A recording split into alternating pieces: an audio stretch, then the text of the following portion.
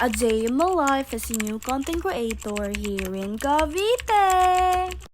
For today's video nga is balutera tayo for today. Balutera tayo ng tinapay for today's video. So, ang aming babalutin nga today is buns. Yung pang-burger bun siya. And makikita nyo dito is kung paano ko siya binabalot. Kailangan lang natin ng plastic at sealer. Ayun, tapos na. So, eto, nagbibideo nga pala ako at nagtututorial kung paano magbalot. And then, nadulas yung phone ko sa sobrang langis ba naman ng buns. So, sa mga nagtatanong is 20 pesos nga lang pala tong buns namin. And mushroom design siya, basta may para siyang mushroom. Ito nga, binibilisan na nga namin dahil napakadami ng babalutin. Siyempre, hindi mawawala ang pagpapakyut ko dyan. Puro nga ako pakyut at wala pa nga kami sa kalahati ng aming binabalot. Ewan ko basta kung ilang sako to, basta marami siya. And yan pala nga nababalot namin kasi nga, late na kami. Late na rin akong pumunta dito dahil naligo pa ako sa bahay at naglinis ng bahay. And dito nga is nagpahinga lang kami ng saglit and syempre, hindi mawawala ang pagpapakyut ko dyan. And may bago nga palang cellphone ng aking mami at yun nga, nilagyan nila ng screen protector. Nanood nga lang pala ako dito dahil nabiktima nga din pala ako ng kakalagay ko ng screen protector sa iPad ko. Ayun, nagbabos. Kaya eto, sabi sa akin ni mami is magluto na daw kami ng aming kakainin. And nagpunta ako dun sa Alphamart para bumili ng makakain namin for today's video. And sabi nga ba yung tita Jen is maghanap daw kami dyan ng makakain namin ngayong